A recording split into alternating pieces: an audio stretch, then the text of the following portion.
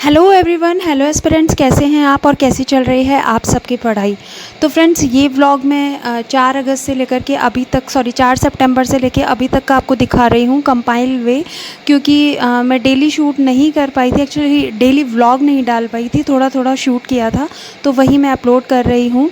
और फ्रेंड्स, ऐसा इसलिए हुआ क्योंकि मेरे चैनल पे ज़्यादातर हाउसवाइफ को जॉइंट हैं, तो उनको पता होगा अगर उनके घर में छोटा बच्चा है और उसकी तबीयत ख़राब हो जाए, वो बीमार हो जाए, तो आपके घर में चाहे कितने भी लोग हैं आपको कोऑपरेट करने के लिए, लेकिन उस टाइम उसकी फ़र्स्ट प्रायोरिटी उसकी मॉम या मम्मी होती है, जो वहाँ उसकी गोदी से बिल्कुल नहीं उतरना चाहते हैं और बस वो चाहते हैं कि ऑलवेज़ मम्मी हमारे पास रहे।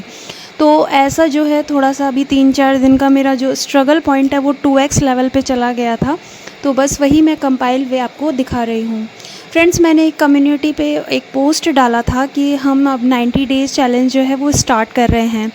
एक्चुअल में मैं सीईटी की प्रिपरेशन कर रही थी और सीईटी की प्रिपरेशन में मैंने ये एनालाइज़ किया कि आपके पास जब कम टाइम होता है एग्ज़ाम में, तब आप बहुत ज़्यादा बॉदर्ड करते हैं और चीज़ें आपके ऊपर से निकल जाती हैं। जो याद रहता है वो भी आपको नहीं रह पाता है हड़बड़ी में, चाहे आप कितना भी आप बिल्कुल है, आप कितना भी मैनेज करके चलो, चाहे आप कितने भी प्लान्ड होके चलो, लेकिन चीज़ें आपको पहले से पढ़ी हुई ही काम में आती हैं।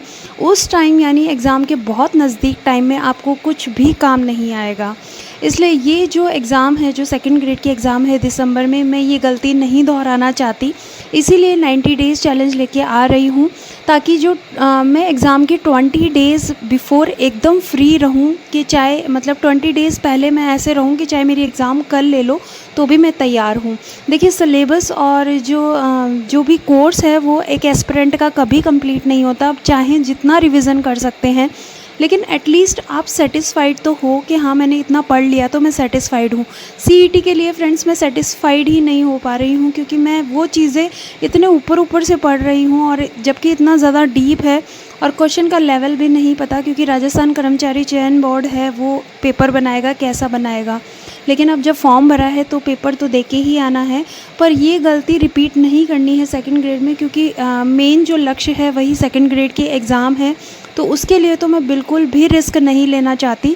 इसीलिए मैं 90 डेज़ प्लान लेके आ रही हूँ। और ऐसा नहीं है कि केवल सेकंड ग्रेड के ही स्टूडेंट्स या एस्पिरेंट्स मेरे साथ को ज्वाइन हो सकते हैं, ये कोई भी ज्वाइन हो सकता है, लाइव आकर भी स्टडी कर सकूं आप लोगों के साथ। तो फ्रेंड्स, साथ दीजिएगा और इस वीडियो को ज़रूर शेयर कीजिएगा, ताकि हम जैसी लड़कियां जो पढ़ना चाहती हैं और सेकंड ग्रेड की तैयारी कर रही हैं, 90 डेज़ में अपने आप को इम्प्रूव करना चाहती हैं, तो ये वीडियो उनके पास तक जाए और हम इम्प्रूव कर सकें।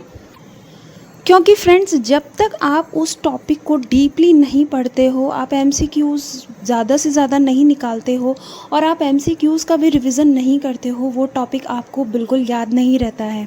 और एग्ज़ाम में वहाँ तक करना बहुत ज़रूरी है। कंपटीशन लाइफ में, कंपटीशन में बने रहने के लिए आपको उतना तो करना ही पड़ेगा। अब जैसे अगर चीज़ें हम लोग पढ़ भी लेते हैं और हमें लगता है हमने टॉपिक कंप्लीट कर लिया, लेकिन वो चीज़ हमें एग्ज़ामिनेशन हॉल में पता चलती है जब हम 2 ऑप्शंस में कंफ्यूज होते हैं। इसलिए ये सब चीज़ें सोच के और मैंने 90 डेज़ चैलेंज जो है वो स्टार्ट करने का सोचा है। तो जल्द ही हम डे 1 से स्टार्ट करेंगे।